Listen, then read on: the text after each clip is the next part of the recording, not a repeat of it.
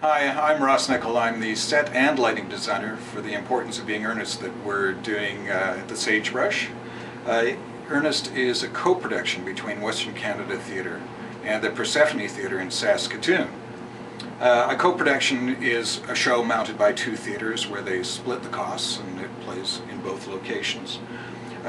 Earnest was built in Saskatoon back in August and played there in September, and then was put in a truck and shipped up to us, where it's been in storage and goes into the theatre in a couple weeks. So designing a play is like really any other aspect of doing a show, and that starts with the script. The playwright gives us a story, and we have to in turn tell that story to the audience. And my job as the designer is to give, well, I like to say I'm creating a playground for the actors to work in. But the other side of it is I've also got to deal with the realities of it. This show plays in two theaters, it's got 3 different locations, 1 interior, 2 exteriors. We've got to worry about scene changes, we've got to make them fit both stages. There's a lot to be aware of in a show like this. So Act 1 of this show takes place in a London apartment or a flat in the early part of the 1900s. The script was written for in the late 18, but we reset it to the early 1900s.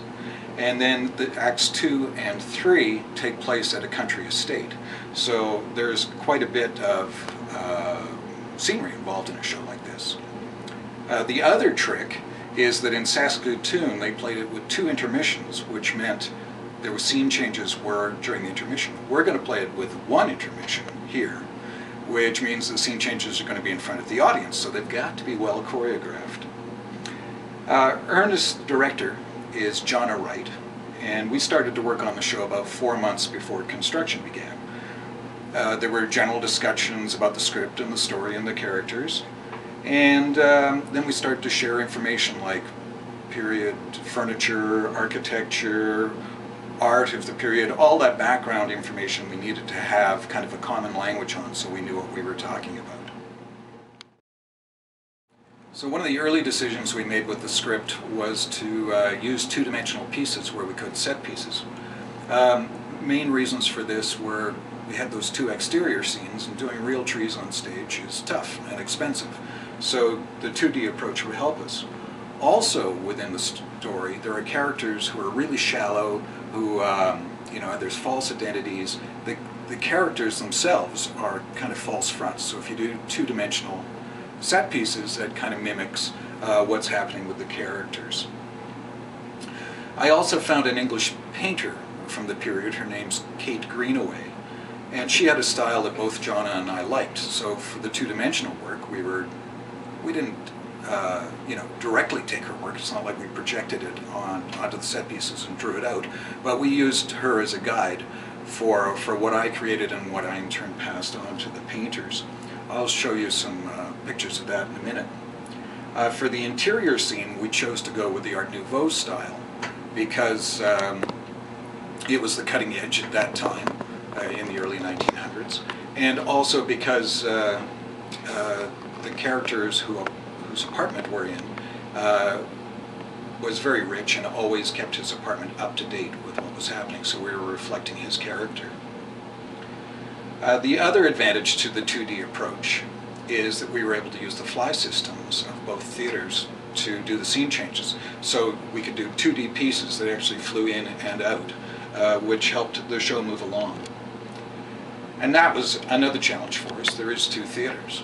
The theater in Saskatoon is about 38 feet wide, and the Sagebrush is about 48 feet wide. So roughly speaking, I've got 25% more stage to fill at the Sagebrush than I did in Saskatoon, which is easier than the other way around, starting at the big theater and going to the small one. I mean, obviously you have to design both of them at the same time, but it's always just easier from a designer's point of view to start it small and make it grow. So this is just to show you some of the images that I talked about a moment ago.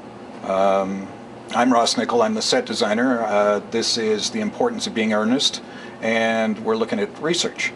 I mentioned Kate Greenaway, the British painter of the period, and this is some of her work that we used as a guide. Now, these are on my laptop, so they do change size a bit, but you can see that these are a kind of English country estate, and we used elements of this as suggestions for where to go with what we were doing.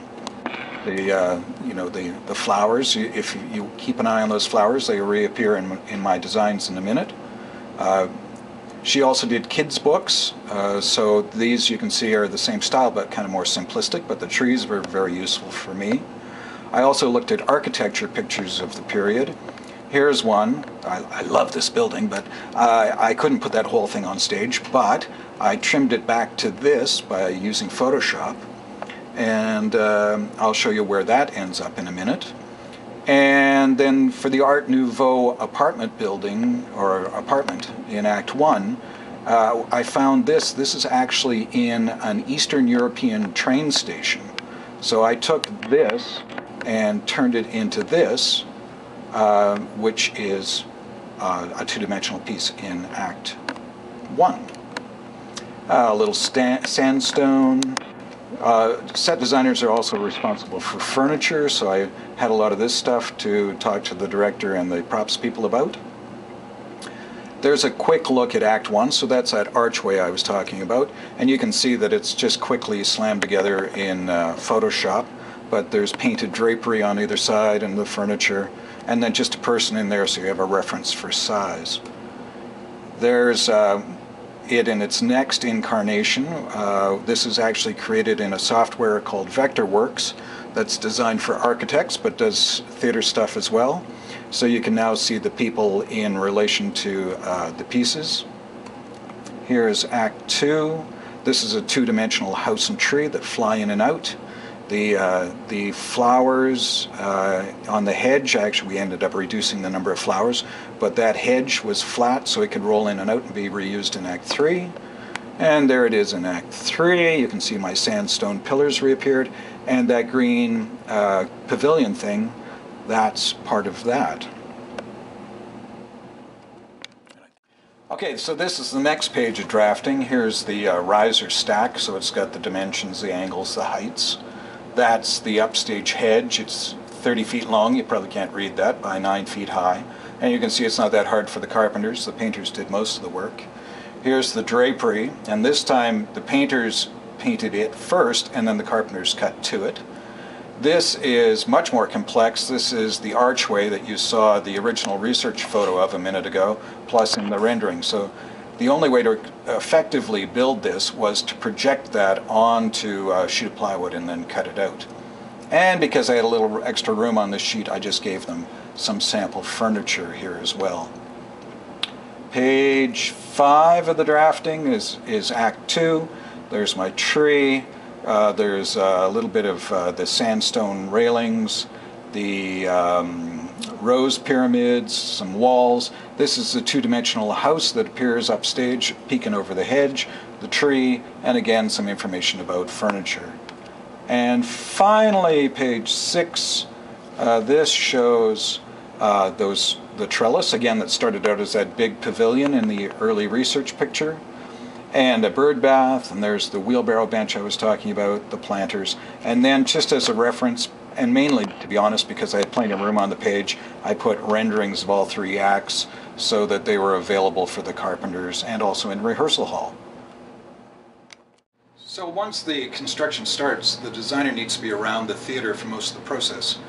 In fact, during Earnest, I was designing a show in another city, so I flew into Saskatoon, did some work, flew out to the other place, back to Saskatoon. So you don't need to be there all the time, but still as a designer you have to be there to make decisions about furniture and props, about paint colors, paint style. Things change in rehearsal. They'll ask for a new prop, or there'll be some change to something that exists. So you're an active part of the process all the time. I was also a lighting designer for the show, so that meant I had to keep an eye on things like costume colors and how they would affect the light, or in fact how the light would affect the costumes. Those things happened throughout the whole process.